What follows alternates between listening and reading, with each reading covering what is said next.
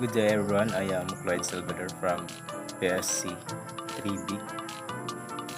For today's video, I am going to uh, vlog the life of Rizal.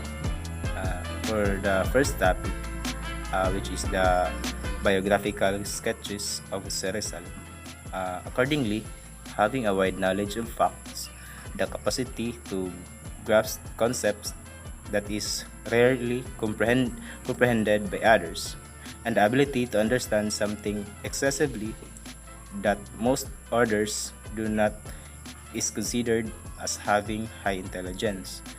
In the biography of Rizal, it clearly shows how prestigious his life is, from the financial, well-mannered family, religious, and equipped with high intelligence, as his parents are very undeniable, especially in his education, where he showed how exceptional, talented, and genius he is. Jose Potasio Rizal Mercado y Alonso Rialonda, often known as Dr. Jose Rizal, was born on June 19, 1861, and embraces a superior intelligence and talent. At the very young age, Rizal already learned the alphabet, molding wax and clay sculptures, and knowing how to draw using natural colors of fruits, vegetables, and even suit because of his mother as his first teacher, named Teodora Alonso Rialonda. We have in common that just like him, my mother was my first teacher who taught me how to write, read, and count numbers, but unfortunately, I didn't learn and know how to recite the alphabet letters completely at the age of 3 as so of the others. It was only at the age of 6. I came from a lower social class and lived in a less pleasant environment, which financially constraints is likely to happen, and I was sent in a public school, and I don't have any special tutors. But even so, my elementary life was filled of fun as we are free to play, but sometimes our teacher disciplined us by hurting us physically, just like in the time of Rizal, where the students are whipped for them to learn. My school during elementary and high school is just near to our house, that I only walk from home and ride tricycle for 7 minutes in high school. Not just like Rizal, he was sent at grammar school in Binyan. Even so, my experience before are still great, especially when it's time to draw and putting colors on it. Rizal and I have certain commonalities, since we have both been bullied due to our physical looks. He was tormented because of his fragile frame and excessively large head, but I was teased because I was short-heighted. However, he found a ways to overcome his negative image. His positivism made him dynamic, and he conquered his fears and learned to grow them all.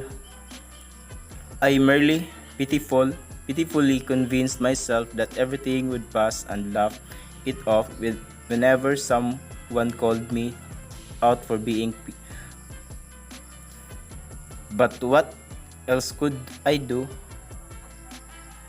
when that was my physical looks? I have been since elementary, and no one should be concerned about it. I avoided people because of how I appear, and I've lost the nerve to make direct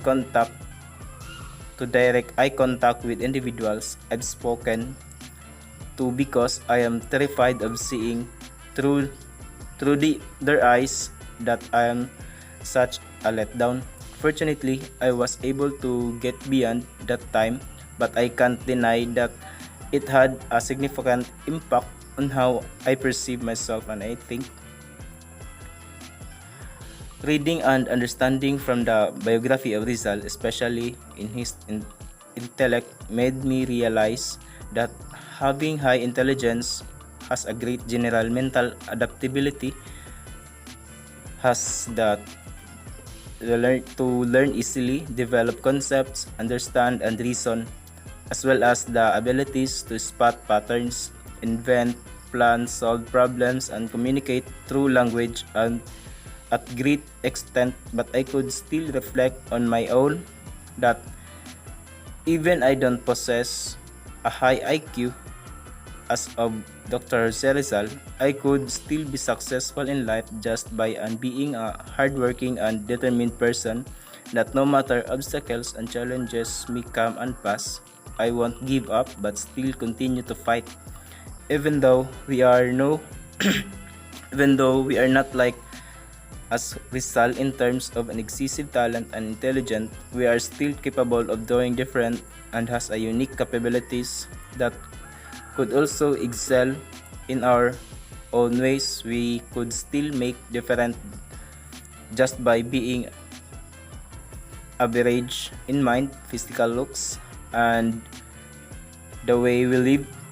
And it also brings me a concept of poverty is not a hindrance to success. Just be willing to fight and move forward, because I know we have our own battles to face, and it's up to us whether we fight and conquer them and win or submit or lose. So the next topic we have to discuss is the pragmatic education. Education should be at life and growth, where learning should be takes place as it is needed to be experience of what is practical for life, rather than linger on in the mind. And just like this chapter, it focuses on Rizal for studying and training practical approach in terms of medication, specifically on the eye, or called as ophthalmology, in Paris. Rizal first went to Paris, France, and trained as an eye surgeon in the clinic of Dr. Louis de Wickert from November 1885 to February 1886. This life training of him was important as mine. As a criminology student, we do also have trainings and laboratory activities that is crucial for our future career. As for Reserve Officers Training Corps or ROTC, it is relevant practical experience since we are trained on becoming capable armed forces of the Philippines in the future. I learned basic military skills and fundamental of leadership, as well as the groundwork toward becoming an army. Though it was long and tiring, I could still say it was more fun and more lesson as well. On the other hand, we do also conduct crime laboratory activities in one of our subjects that analyzes the evidence we can obtain in the crime scenes, suspects, and victims, such as our fingerprints, hair, sperm, and etc. And these hands-on activities is helpful in criminal investigation, as I am aspiring to be a policeman. This chapter teaches me how important pragmatic education is, where we students should be at the center of the educative process, training and capability in a constructive way by letting us actively apply our knowledge in real life situations. In other words, learning by doing. In this case, as we become professional, it would be applied to our specific career. Besides, our community needs more an individual who is efficient in working practically and is skillfully. The next topic, travels, frustrations, and disappointments. Possessing perseverance is the capacity to keep going even when things appear bleak.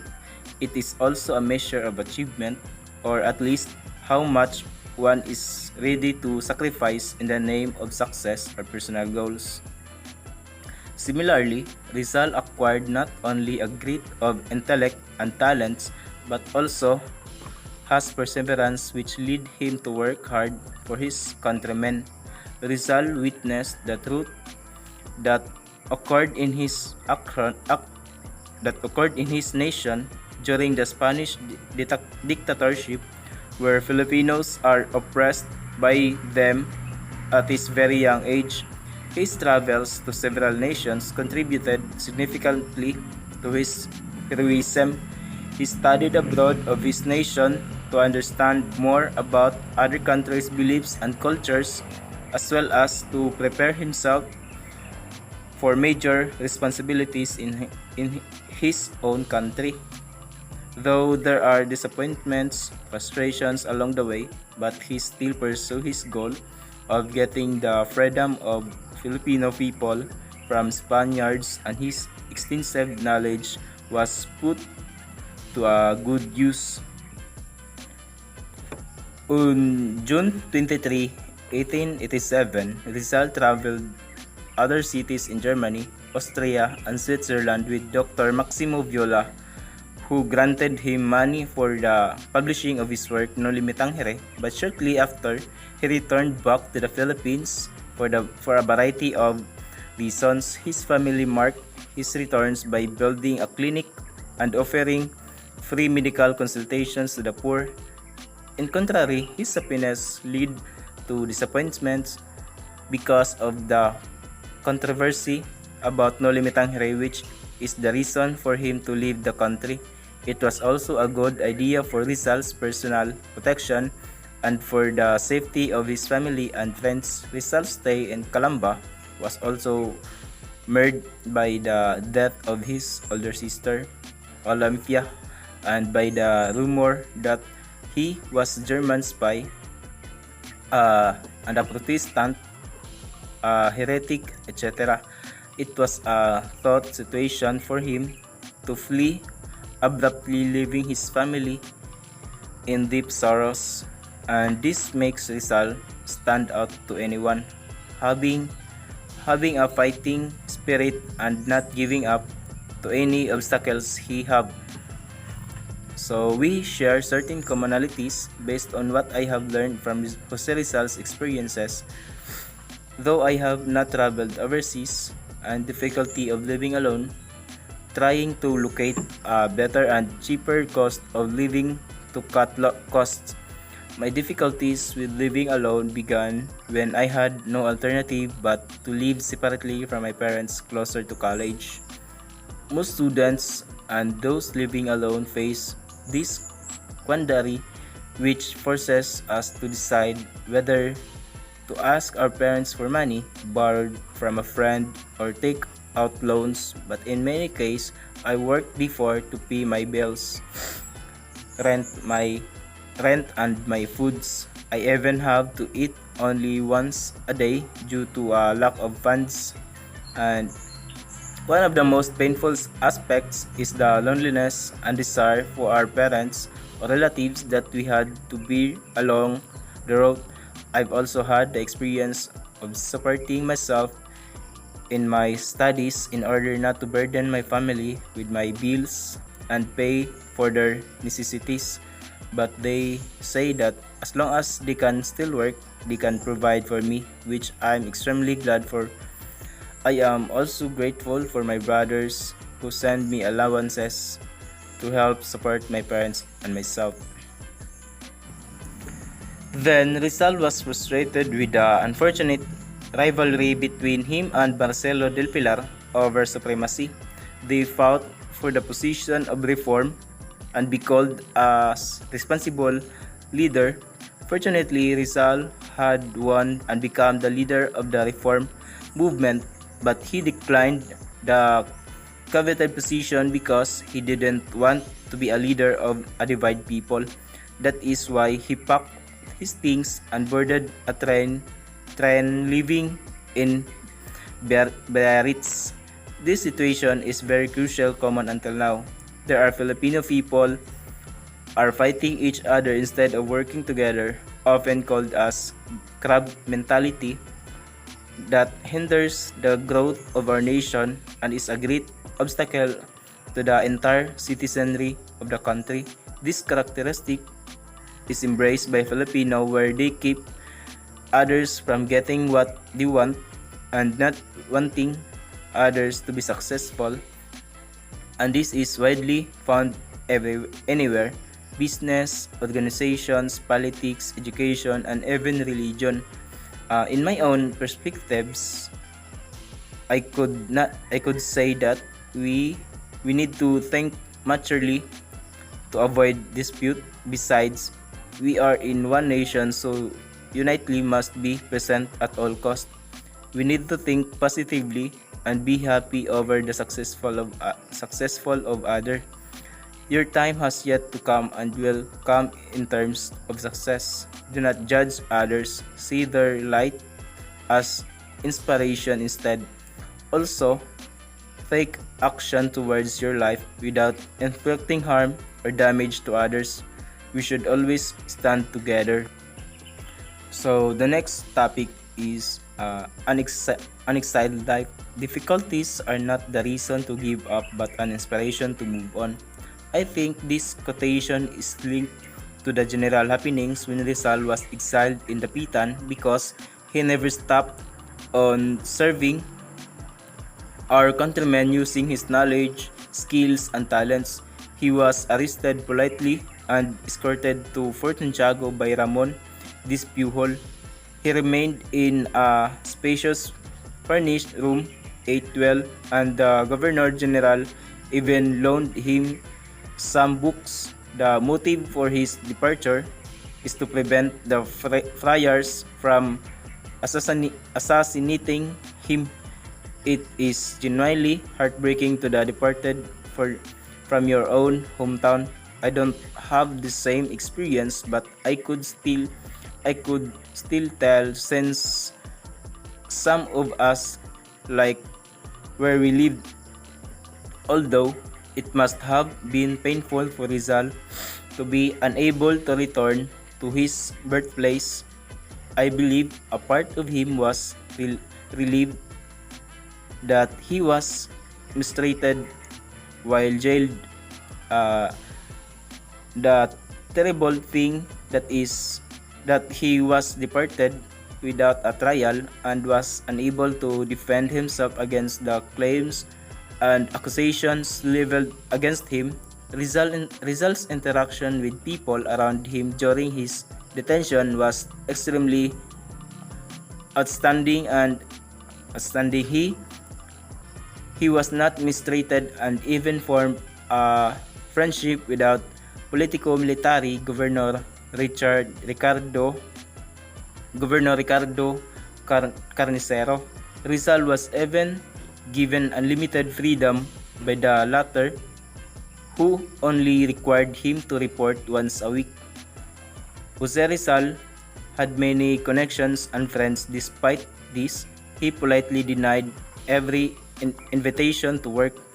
Jose Rizal had many connections and acquaintances, but despite these ties, he politely denied every offer to flee.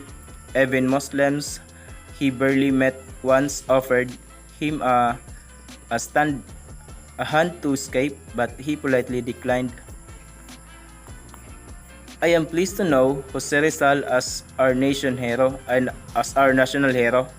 Despite his sacrifices and the hardship he had to undergo, he was nevertheless able to develop many enterprises in the Pitan. I feel awful for him.